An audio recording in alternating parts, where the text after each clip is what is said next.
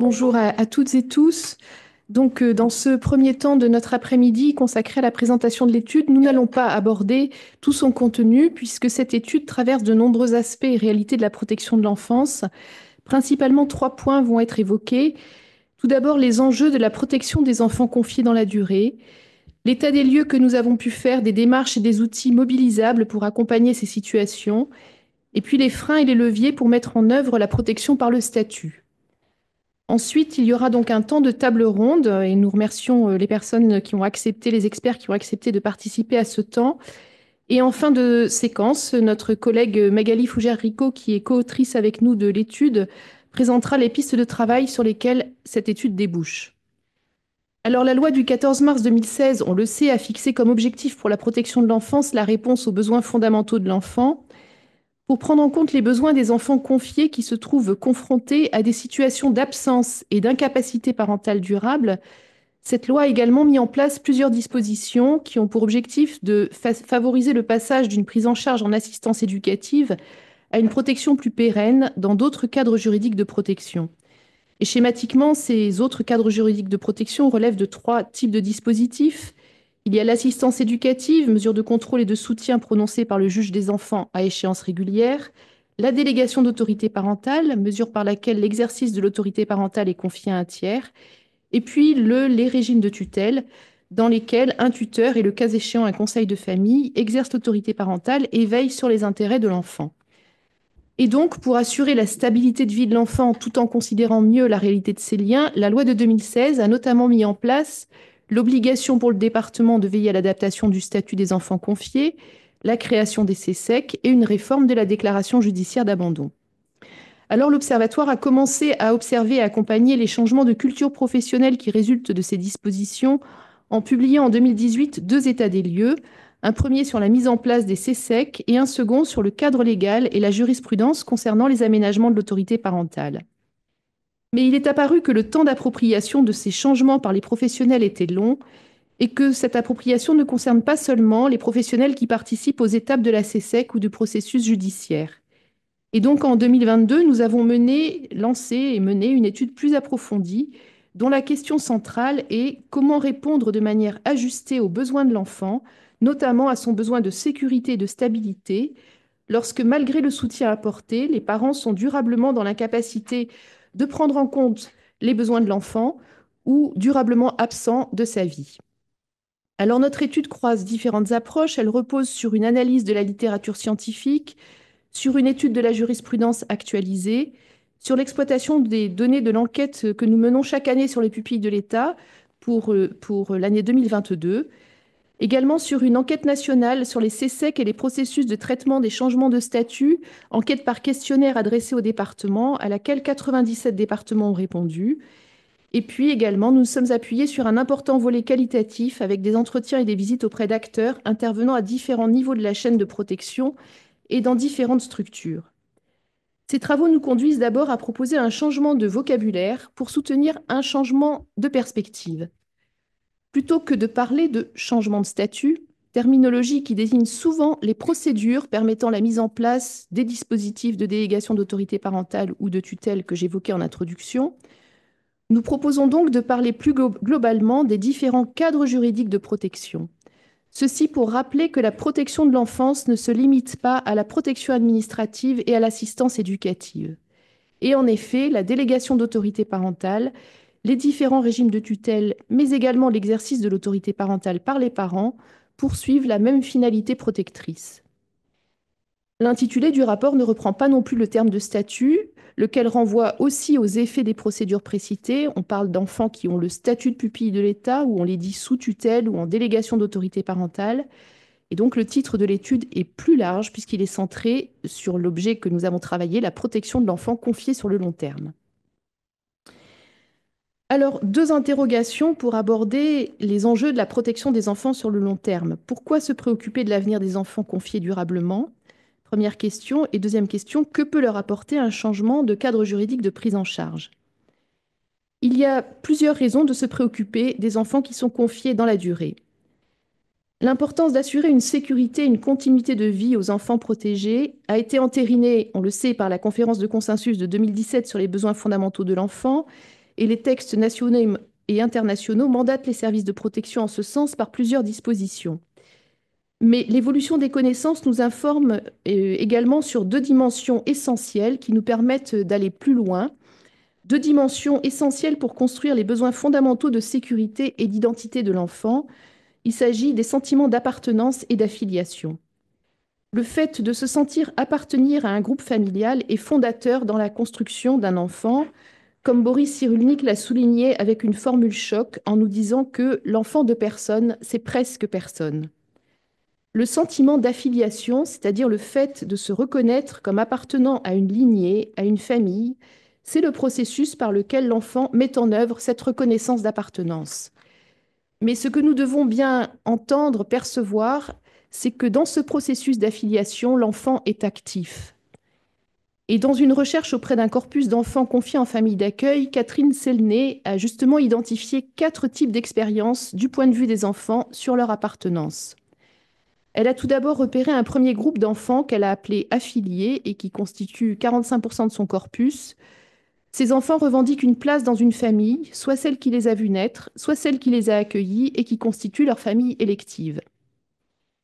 Un deuxième groupe d'enfants, qualifié par la chercheuse d'Ancré, 31% de son corpus, sont des enfants qui cumulent les liens d'attachement pluriels et de façon plus souple avec leur famille d'accueil et avec leurs parents, sans compétition entre les deux.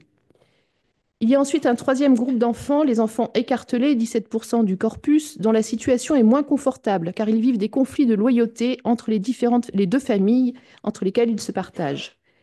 Et puis, Catherine Selné a aussi parlé d'un dernier groupe d'enfants qui sont les plus en difficulté, qu'elle a qualifié d'enfants apatrides, qui sont 7% de son corpus, et qu'elle a ainsi désigné car ce sont des enfants sans appartenance qui ne sont revendiqués par personne. Dans une autre recherche exploratoire auprès d'une trentaine d'enfants placés, Jacqueline Wendland et Justine Gogfino on pose l'hypothèse qu'un enfant placé en famille d'accueil aurait tendance à s'affilier plutôt à sa famille d'accueil s'il est placé avant ses 3 ans et plutôt à sa famille d'origine s'il a été placé après l'âge de 3 ans. Selon ces chercheuses, l'enfant placé est confronté à un choix affiliatif, mais les décisions de justice altèrent sa liberté de choix. Et je les cite, face à des parents absents, une décision de séparation qui n'est pas définitive ni irréversible confine l'enfant à une situation incertaine, un véritable flou familial et affectif. Et cette situation de flou est d'autant plus difficile pour l'enfant qu'elle peut s'accompagner, comme en ont témoigné des professionnels rencontrés dans l'étude, d'un silence qui entoure certaines situations d'absence parentale dont on ne parle pas aux enfants. Les adultes ne mettent pas de mots, ils ont l'intention de ne pas faire de mal à l'enfant, mais cela a pour effet de le laisser seul et sans explication devant cette réalité très difficile. Plusieurs études psychologiques récentes ont précisé les effets délétères du délaissement parental sur le développement psychologique des enfants. Les travaux d'Emeline Delaville montrent chez les enfants délaissés un évitement social accru et une peur exacerbée du jugement d'autrui. Ceux de François-Xavier Maillot observent chez ces enfants l'expression d'un traumatisme psychique et la manifestation d'un attachement désorganisé. Donc, un des enjeux pour les enfants confiés en placement long va être de pouvoir construire une appartenance familiale, leur appartenance familiale, et de pouvoir se développer dans de bonnes conditions. Cet enjeu d'appartenance est d'autant plus important à prendre en compte que le constat est également fait du très faible entourage familial des enfants placés dans la durée. L'absence des parents, du père, de la mère ou des deux dans l'entourage au moment de la transition à l'âge adulte est une réalité pour de nombreux jeunes qui ont grandi dans le cadre d'une prise en charge en protection de l'enfance. Participe à cette réalité la surreprésentation par rapport aux enfants en population générale de l'orphelinage par perte d'un ou des deux parents chez les enfants confiés. On a, selon les études, des taux d'orphelinage qui vont de 13 à 22% des enfants. C'est en fait selon l'âge des enfants au moment de l'étude. L'étude ELAP observe également qu'en plus de la question des décès des parents, l'entourage des jeunes au moment de la transition à l'âge adulte est également affaibli, soit parce que les parents sont inconnus, ce qui est le cas des pères plus que des mères, soit parce que les jeunes sont sans lien au point de ne pas savoir où sont leurs parents. Ainsi, dans ELAP, seulement 33% des jeunes ont encore dans leur horizon leurs deux parents, 38% un seul, 23% n'ont de lien avec aucun de leurs parents, et 7% ne répondent pas à la question. Mais dans ELAP, les jeunes ont aussi été interrogés sur les référents parentaux de remplacement et ils évoquent pour 41% des référents parentaux issus de la sphère familiale, il s'agit surtout des oncles et tantes, et pour 59% des référents issus de la sphère extrafamiliale, des référents parentaux de remplacement qui font largement partie de la protection de l'enfance, les familles d'accueil en premier lieu, puis les éducateurs et les directeurs de foyer. Parmi les enjeux et les raisons de conduire une action sur les changements de statut et de construire aussi des projets de vie pour les enfants, ont été évoqués par les acteurs départementaux rencontrés dans le cadre de l'étude l'importance de préparer en amont la sortie des jeunes de l'ASE et la responsabilité qu'ont les services d'étayer leur capital social. Nous nous sommes intéressés dans l'étude aux données chiffrées qui peuvent nous informer sur l'utilisation des différents dispositifs juridiques mobilisables pour faire évoluer le cadre de protection de l'enfant confié durablement en utilisant deux sources. L'enquête dresse sur les bénéficiaires de l'ASE pour les mesures de délégation d'autorité parentale au 31 décembre et l'enquête de l'ONPE sur les pupilles de l'État qui nous renseigne sur les mesures de retrait total d'autorité parentale, sur les déclarations judiciaires de délaissement parental, mais également sur les remises volontaires d'enfants comme pupilles de l'État et sur les orphelins. Toutes ces mesures qui modifient l'exercice de l'autorité parentale connaissent une augmentation après la loi de 2016. Mais ce qui ressort de ces données, c'est que les changements de cadre juridique de protection s'opèrent principalement à travers la déclaration judiciaire de délaissement parental, qui est devenue, en 10 ans, le premier mode d'admission de l'ensemble des enfants pupilles de l'État. Fin 2022, cette déclaration judiciaire de délaissement parental concerne près de 58% des enfants pupilles, contre 33% fin 2012. Donc une évolution extrêmement importante. L'utilisation des autres modes d'admission évoqués concerne un nombre d'enfants qui reste limité chaque année, même s'il augmente légèrement d'année en année. Ainsi, alors que son usage était en forte diminution au début des années 2000, le statut de pupille de l'État est aujourd'hui mobilisé pour un nombre d'enfants beaucoup plus important, mais aussi pour des enfants dont les profils évoluent. Quels sont donc les apports pour les enfants de ces changements de cadre juridique de protection ? Une première observation concerne l'extrême importance soulignée par les cliniciens que le cadre juridique de prise en charge d'un enfant protégé soit en adéquation avec ce que l'enfant vit au quotidien, mais aussi ce qu'il vit intérieurement. Philippe Liébert insiste ainsi sur le fait que modifier le statut d'un enfant qui vit une situation d'abandon, de délaissement ou le maintien d'une relation parentale d'emprise ou de violence est nécessaire pour protéger cet enfant, pour l'aider à donner du sens aux événements qu'il vit en reconnaissant la souffrance qu'il éprouve et pour lui permettre de nouer d'autres appartenances familiales.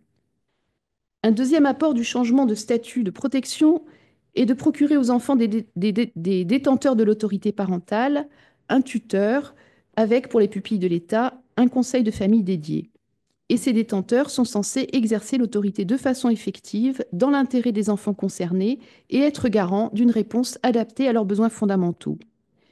Alors pour les pupilles de l'État, cet exercice d'autorité parentale est assez crucial pour un certain nombre d'entre eux qui vont être durablement protégés dans le statut de pupille de l'État jusqu'à leur majorité du fait de leur admission tardive. L'étude de l'Observatoire nous montre ainsi qu'en 2022, 70% des enfants admis après un retrait d'autorité parentale, 50% des enfants admis après une déclaration de délaissement et 66% des orphelins sortent du statut du fait de leur majorité.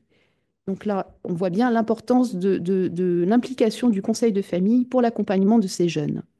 Enfin, pour les pupilles de l'État, l'entrée dans le statut doit apporter, on le sait, la mise en place d'un projet de vie défini par le tuteur avec l'accord du conseil de famille, qui peut être une adoption si tel est l'intérêt de l'enfant.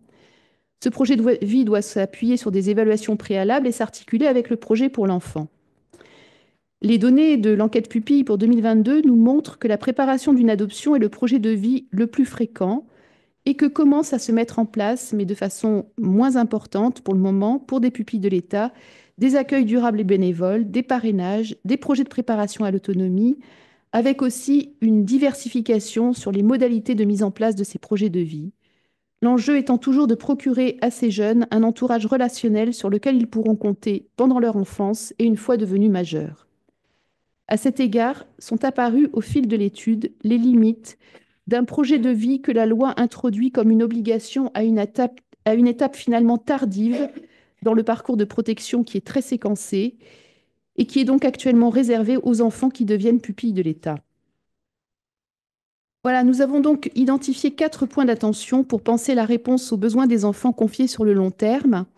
Premier point, comment répondre de manière ajustée à la tension entre recherche de la réunion de la famille et intérêt de l'enfant. Comment sécuriser les parcours et favoriser une cohérence de l'intervention. Troisième point d'attention, comment aider l'enfant à s'approprier son histoire et à donner du sens à son parcours. Et enfin, comment favoriser et soutenir des liens pluriels et durables. Je vais maintenant laisser la parole à Émilie pour qu'elle vous présente les résultats de l'étude. Oui, on a donc réalisé un état des lieux national des démarches, des pratiques et des organisations de travail qui ont été mis en place, enfin, qui sont mises en place pour répondre à ces 4 enjeux. Qu'est-ce qu'on est allé observer dans cet état des lieux? Le PPE d'abord, le projet pour l'enfant, la loi de 2016 l'a rattaché explicitement à la notion de parcours.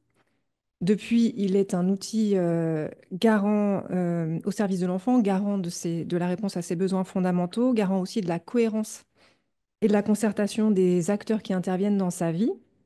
Il était donc intéressant de chercher à savoir comment il était mobilisé, comment il s'était déployé, ce qu'il avait aussi permis de modifier dans les habitudes ou réflexes de travail des professionnels qui l'utilisent. On y reviendra tout à l'heure lors de la table ronde avec Caroline Siffrin-Brand, notamment sur cette question du PPE, de son articulation avec le projet pour l'enfant, donc je m'attarderai assez peu ici.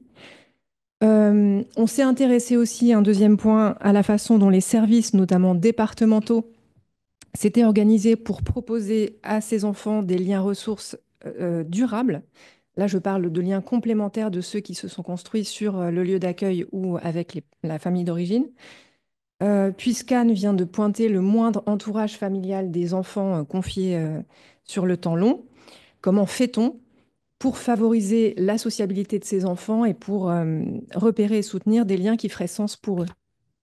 Un troisième point qu'on a exploré dans l'étude, c'est la question des outils et pratiques pour aider l'enfant à comprendre et se réapproprier son histoire. Quels sont-ils? Quand et comment sont-ils mobilisés? Enfin, nous avons creusé la question des dispositifs d'examen du statut des enfants confiés et celle de l'évaluation des situations. Sur qu'est-ce qu'on peut dire d'abord du travail des acteurs de la protection de l'enfance autour des liens ressources. D'abord, que repérer ces personnes ressources, soutenir ces liens, permettre à l'enfant de se constituer un capital social est une attention à avoir dès le début de la prise en charge.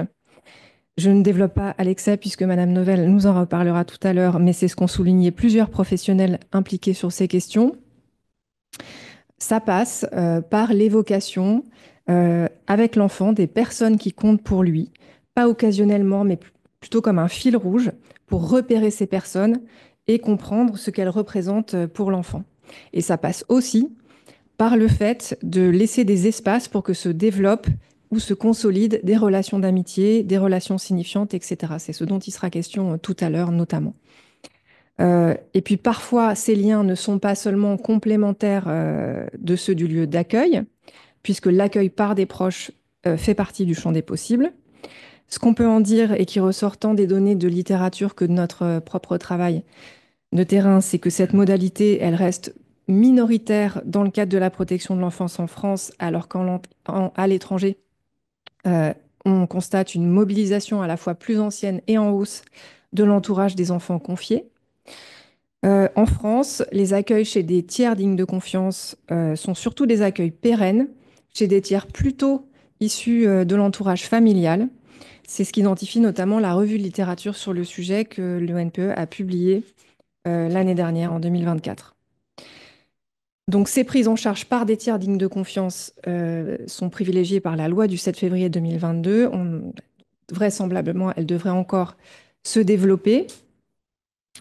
En tout cas, dans notre étude sur ces sujets, ce qui apparaît déjà, c'est que quelques départements ont mobilisé des professionnels ou des services dédiés à cette question du repérage et soutien de liens qui soient pluriels et durables.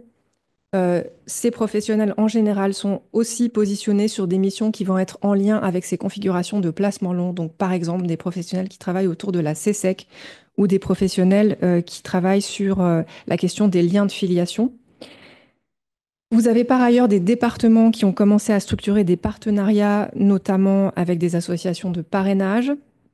Je parlais des TDC, des tiers dignes de confiance, se développent des services d'accompagnement de tiers dignes de confiance, comme celui précurseur de l'association Rétis en Haute-Savoie. Donc on en parle dans l'étude, on a aussi une fiche dédiée pour essayer de comprendre les objectifs de travail, les modalités de ce travail. De tels services devraient se développer encore, hein, puisque les modalités d'accompagnement des tiers dignes de confiance ont été renforcées par un décret récent du 28 août 2023. Et puis un dernier point, on a pu observer que des services départementaux développaient des pratiques d'information des candidats à l'adoption sur ces autres places et projets possibles autour des enfants et des enfants confiés sur le temps long. Alors, on peut se dire bien sûr que c'est une façon de recruter de potentiels candidats à des accueils durables et bénévoles, du parrainage ou pour être tiers dignes de confiance.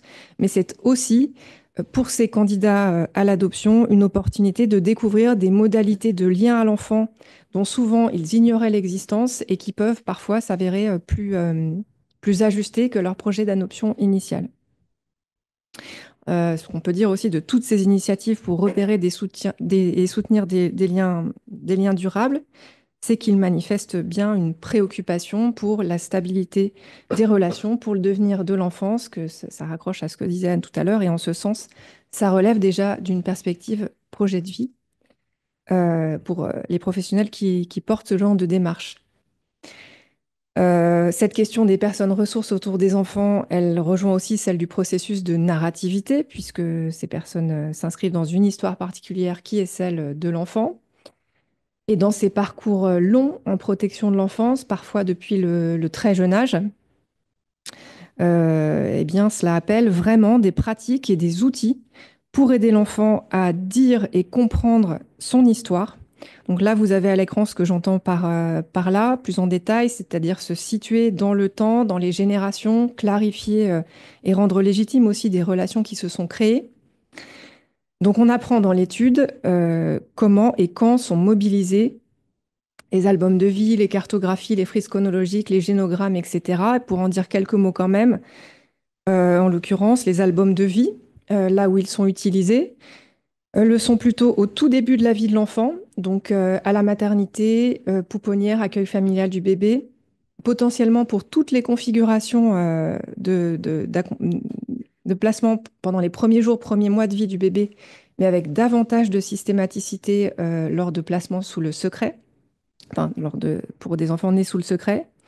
Ou alors, on va retrouver ces albums euh, au moment de l'entrée dans le statut de pupille, associé à la démarche livre ou histoire de vie, c'est-à-dire quand l'histoire de l'enfant fait l'objet d'une sorte de remise à plat et que se pose la question d'un projet de vie et éventuellement d'un projet d'adoption.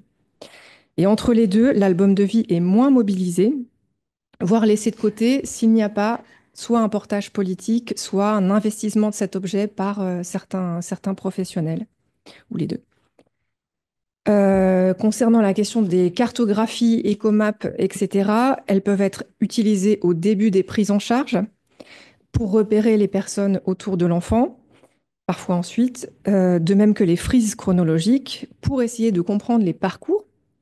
J'entends par parcours, parcours de vie, parcours de maltraitance et aussi parcours institutionnel, parcours de prise en charge. Quand ces frises sont utilisées, par exemple, dans le cadre de changement de lieu d'accueil, pour essayer de retracer ce qui s'est passé en termes de lieu d'accueil, d'événements dans le cadre de ces accueils. Parfois, ces frises, elles sont utilisées aussi pour combler les blancs quand il manque dans les dossiers ou dans la mémoire des protagonistes des informations et que tout ce qui s'est passé doit aussi être mis en sens. Enfin, les génogrammes que les professionnels appellent plutôt arbres généalogiques ils peuvent inclure parfois les liens avec des familles d'accueil ou d'autres personnes très signifiantes pour l'enfant. Et ce sont davantage des outils plus cliniques pour aider l'enfant à se repérer, se réapproprier son histoire, et puis en quelque sorte acter avec lui de ce qui fait sens pour lui. Et puis enfin, tout ce travail, pour en terminer, c'est important pour l'enfant, mais c'est important pour les autres. pour les aider à comprendre l'enfant, ses traumatismes, ses ressources et ses vulnérabilités, ce qui est important pour les accompagnants et pour les accueillants jusqu'aux parents adoptifs. Sur le sujet de la protection par le cadre juridique, les CSEC, Commission d'examen de la situation du statut des enfants confiés, elles existent désormais assez largement sur le territoire national. Dans l'enquête qu'on a conduite dans le cadre de l'étude, il apparaît que 83% des départements disposent d'une CSEC, seulement 2% n'avaient pas pour projet d'en mettre en place. C'est plus évidemment que lors du précédent état des lieux, l'état des lieux qu'on avait fait en 2018. Et puis on remarque aussi une autre chose, c'est qu'une partie des instances qui existaient à l'époque ont évolué, notamment pour que leur composition, leur fonctionnement correspondent au décret du 30 novembre 2016. Ensuite, comment fonctionne-t-elle? Vous avez la moitié des départements qui disent analyser en CSEC toutes les situations pour lesquelles un changement de statut est envisagé. Mais il y a une subtilité. En réalité, une grande partie des départements disposent d'un premier filtre, c'est-à-dire qu'ils examinent des situations d'enfants dans d'autres espaces plus restreints, d'autres espaces de travail. Et c'est quand l'option d'un changement de statut se précise qu'on va observer les deux cas de figure du graphique. Soit on passe nécessairement la situation en CSEC, c'est ce que font 44% des départements, soit on peut, pour certaines situations, pour lesquelles on estime qu'il y a suffisamment de clarté. Après, vous verrez que dans l'étude, que chaque département a un peu sa politique sur quelle situation on ne passe pas nécessairement en CSEC. Donc, dans certaines situations, vous avez des départements qui peuvent se contenter de l'avis du groupe restreint pour engager des procédures judiciaires. Donc, c'est les 48% que vous avez là, qui fonctionnent sans recourir systématiquement à l'avis de la CSEC. Donc, tout ça pour dire que la CSEC n'est généralement pas seule au travail sur ces sujets. Parce que ce qu'on observe partout, c'est le besoin que la question du statut, du changement de statut soit portée politiquement et par tous les acteurs de la chaîne de décision, notamment parce que les freins dont on parlait déjà dans l'état de lieu de 2018 existent toujours, parfois pour des raisons techniques, des raisons organisationnelles, mais aussi pour une raison davantage de fond, qui est qu'aller vers un délaissement, aller vers des procédures de restriction de l'autorité parentale est une démarche parfois nécessaire, mais qui vient bousculer, et notamment bousculer la représentation que les professionnels se font de leur métier, de leur mission, travailleurs sociaux en premier lieu. Et ça vient même aussi bousculer la manière dont ils se représentent la famille et les liens. Ça me permet de faire la transition avec la dernière partie du propos, qui est de présenter ce qui va faire frein, mais aussi levier à la protection par le cadre juridique. C'est là le premier frein, la première difficulté pour certains professionnels autour de l'enfant. J'ai parlé des travailleurs sociaux, mais ça peut être les accompagnants du quotidien, les cadres ASE, les magistrats également. Première difficulté, ça va être de travailler autrement que dans une optique de soutien pour créer de la compétence parentale, pour la restaurer ou pour créer des relations parents-enfants stables. À partir de ce moment de la présentation, je vais pas mal mobiliser des paroles de professionnels, comme ici, un premier professionnel qui explique on est beaucoup centré sur l'aide à la parentalité, mais parfois il n'y a pas de parentalité, et ça met mal à l'aise les collègues. Un autre qui explique on était très frileux sur tout ce qui était trop ferme et définitif parce que l'idée, c'est quand même de travailler à restaurer les liens. Donc, c'est cette question de la crainte de se tromper, l'idée que les gens peuvent changer. Et puis, un troisième professionnel qui explique, dans le travail social, on n'est pas préparé à accompagner un parent à lâcher la rampe par rapport à son enfant, alors elle explique dans le même temps que certains parents disent pourtant que ces allers-retours, c'est aussi parce qu'ils se sentent coupables, parce que c'est difficile d'admettre qu'on n'y arrive pas avec son enfant. Et parfois, ces parents-là peuvent être soulagés quand on leur parle de la possibilité d'un changement de statut, qu'il s'agisse de la possibilité de remise volontaire ou autre chose. Mais encore faut-il qu'on leur présente cette option, qu'on ose l'aborder avec eux. C'est pas le seul frein, il est par ailleurs inconfortable de s'interroger sur ce qui, dans le système de protection, est susceptible de mettre à mal les enfants. Pourtant, je pense qu'il n'échappera à personne que la dimension systémique, organisationnelle, peut se mettre en travers d'un idéal de prise en charge et que ça peut constituer aussi un frein à l'opérationnalité des CSEC, plus précisément. Ce que rapportent les acteurs rencontrés, c'est déjà à l'échelle de chaque professionnel une intensité de travail, un nombre de situations à gérer, une fragilité de ces situations qui fait que trop de décisions d'orientation vont être prises au coup par coup, parfois dans l'urgence, en tout cas sans vision suffisamment globale, diachronique. Une difficulté donc à penser sur le temps long et à prendre le temps pour penser ce temps long. À l'échelle des organisations, on observe par ailleurs des instabilités institutionnelles qui ne permettent pas de faire du projet CSEC une priorité ou d'en stabiliser le fonctionnement. Autre difficulté, du côté des professionnels, une crainte d'être jugé sur le travail effectué, puisqu'on doit, dans ces process, apporter la preuve de ce qu'on a fait, notamment pour soutenir les parents et restaurer de la compétence parentale. Et puis la crainte de ne pas avoir suffisamment bien documenté ce travail. Mais en l'occurrence, ça n'est pas qu'une crainte, c'est aussi une réalité, puisque les professionnels ne racontent pas tout ce qu'ils font dans les rapports par manque de réflexe, parce que ça leur paraît tellement basique qu'ils oublient de le voir ou de le préciser. Voilà, peuvent penser que c'est pas utile de préciser toutes ces rencontres, alors que pourtant, le magistrat, lui, en a besoin pour s'assurer qu'on a bien donné les moyens aux parents de retrouver, si possible, une compétence et une place. Un autre frein est le manque de référentiels partagés ou de culture commune pour évaluer les situations. Entre les acteurs de la chaîne, parfois même au sein des CSEC, avec par exemple des appréciations différentes des critères de l'empêchement des parents, du délaissement, etc. Donc ce qui conduit parfois les professionnels à faire fi des évaluations précédentes, ce qui est d'autant plus fâcheux dans un contexte où il y a un fort turnover des magistrats, des travailleurs sociaux, des éducateurs référents, etc. Là, c'est ce qu'explique la personne. Il y a de telles divergences, peu de consensus sur les pratiques, qu'on ne fait pas d'emblée confiance dans l'évaluation. Je l'ai raccourci un peu, mais vous aurez toutes dans le support, hein. Et chaque nouveau référent qui arrive veut donner une nouvelle chance aux parents. Eh bien, cela peut amener à un éternel recommencement dans lequel le temps semble bien long à l'enfant. Les professionnels nous ont raconté que les enfants, dans ces contextes, prenaient tous ces adultes qui se succèdent pour des fous, qu'ils leur disent ne pas comprendre pourquoi on ne les écoute pas eux, comment ça se fait que vous n'avez pas encore compris que, etc. Et puis les assistants familiaux ou les accueillants du quotidien le pointent aussi. C'est une autre citation, vous ne l'avez pas à l'écran, mais une assistante familiale qui explique pourquoi dérouler le tapis rouge à papa quand il montre un intérêt soudain, pour qu'au final, il reparte aussi vite qu'il est venu après avoir provoqué pipi au lit, cauchemar, régression de l'enfant, que moi je ramasse à la petite cuillère.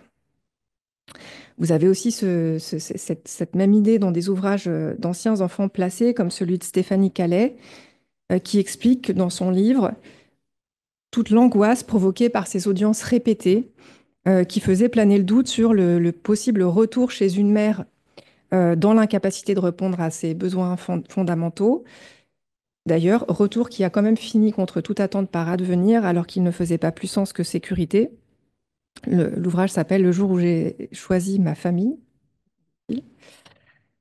Euh, donc ça, c'est un élément assez important. Et puis un dernier point, c'est la question de possible désynchronisation dans la chaîne des acteurs départementaux et judiciaires, puisque le process, là encore, c'est un avis CSEC suivi d'une procédure et de décision judiciaire. Donc il faut que les deux fonctionnent plutôt bien ensemble, à la suite de l'un de l'autre au moins. Donc on trouve plusieurs cas de figure. Soit personne n'est prêt, soit vous avez des départements qui se sont organisés, mais sans prendre attache avec les chambres civiles concernées du tribunal pour essayer de voir avec elles comment fluidifier le circuit, comment absorber l'afflux de nouvelles requêtes issues de la CSEC.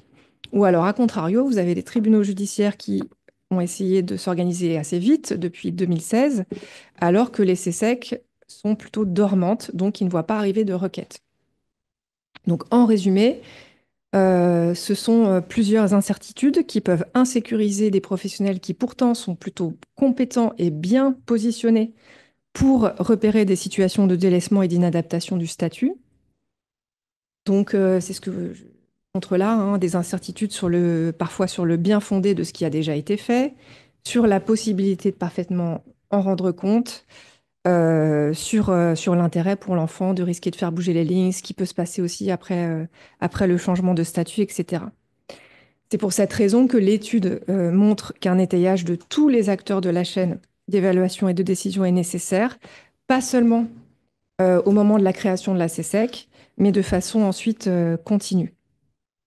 Donc, en vous présentant les freins en creux, on imagine assez bien ce qui peut faire levier.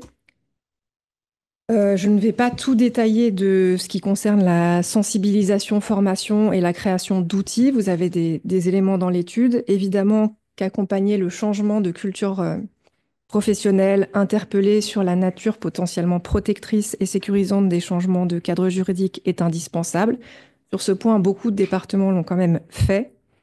Ils ont aussi parfois guidé les acteurs ceux qui vont porter ces dossiers pour qu'ils puissent mobiliser les informations dans des documents déjà disponibles, en leur expliquant comment, quels éléments reprendre pour les saisines CSEC, comment se servir aussi des avis argumentés des CSEC pour rédiger les requêtes.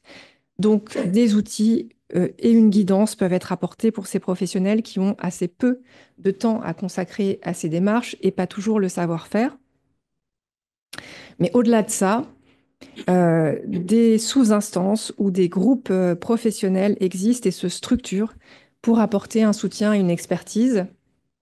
Vous avez ces pré-CSEC, cellules de veille, synthèse, statut, concertation, statut. Chaque département a un petit peu son vocabulaire pour décrire ces instances dont je parlais tout à l'heure, là, celle avec le graphique qui font premier filtre pour examiner des situations et parfois seul filtre si on se contente d'elles pour certaines situations. Et puis, vous avez des professionnels ressources qui sont également mis à disposition, qui peuvent être soit sollicités pour du conseil ou du soutien, euh, voilà, comme une forme de permanence, certains fonctionnant avec la notion de référent sur ces questions, ou alors qui peuvent faire de l'aller vers pour sensibiliser et puis aussi aider à identifier concrètement des situations à risque d'inadaptation du statut, donc pour alimenter la CSEC avec des situations pertinentes. Ces professionnels sont identifiés soit comme pôle ressources sur ces questions, ou alors ils peuvent appartenir à un service qui a un champ de compétences plus large, souvent des services adoption, des services qui portent des noms divers comme parcours de l'enfant, lien de filiation, etc. J'en ai bientôt fini, mais préciser quand même le type de besoin, enfin repréciser le type de besoin auquel répondent ces espaces et personnes ressources. Ils sont de 3 types. Le besoin de comprendre tous ces éléments, les différents statuts, euh, les, les, les, les, les- les procédures, l'intérêt pour l'enfant de la protection par le cadre juridique, le besoin d'appui technique, le besoin de soutien lié cette fois davantage aux questions d'attachement de l'enfant, d'attachement à l'enfant, question du lien, question des impacts émotionnels plus largement que peut avoir un changement de cadre juridique. Donc pour donner un peu de chair à tout ça, par exemple, vous avez des groupes de psychologues qui peuvent intervenir pour aider à évaluer des configurations de délaissement ou d'empêchement des parents, ou alors pour aider à évaluer les effets sur l'enfant des troubles parentaux, des troubles du lien. Ils peuvent aussi soutenir enfants, parents et professionnels lorsque le cadre juridique de protection change pour recueillir la parole de chacun, essayer d'aborder avec eux leurs souhaits, leurs craintes pour l'avenir notamment, et voilà, plus largement, ils interviennent pour aider à adapter les accompagnements dans ces contextes. Vous avez aussi des juristes qui peuvent être mobilisés à la fois pour venir en appui sur les définitions juridiques, donc là encore, la question d'autorité parentale, déclaration judiciaire de délaissement, DAP, etc., etc., statut de pupille. Concrètement aussi, ils peuvent intervenir pour les procédures, les requêtes, les suivis de dossiers, en sachant que des agents administratifs peuvent aussi être ressources dans certains départements sur ces sujets-là, pour veiller que les dossiers soient complets, pour suivre ces dossiers. Ils ne dorment pas dans un coin en oubliant de les remobiliser ou de s'informer de là où ils en sont. Donc on décrit toutes ces pratiques dans l'étude, on fait notamment des focus sur certaines organisations départementales. Et donc j'en termine sur ce sujet de ce qui peut faire levier pour aider à penser la protection un peu plus largement que dans le cadre de mesures d'assistance éducative renouvelées pour ces situations où la perspective du retour en famille s'éloigne avec des parents particulièrement absents et qui, dans les faits, n'exercent déjà pas toujours leur autorité parentale, en sachant que je n'ai pas épuisé ni toute l'étude, ni tout ce qui peut faire piste, puisque Magali en évoquera tout à l'heure, qui se trouve notamment du côté de possibles évolutions législatives, mais pas seulement.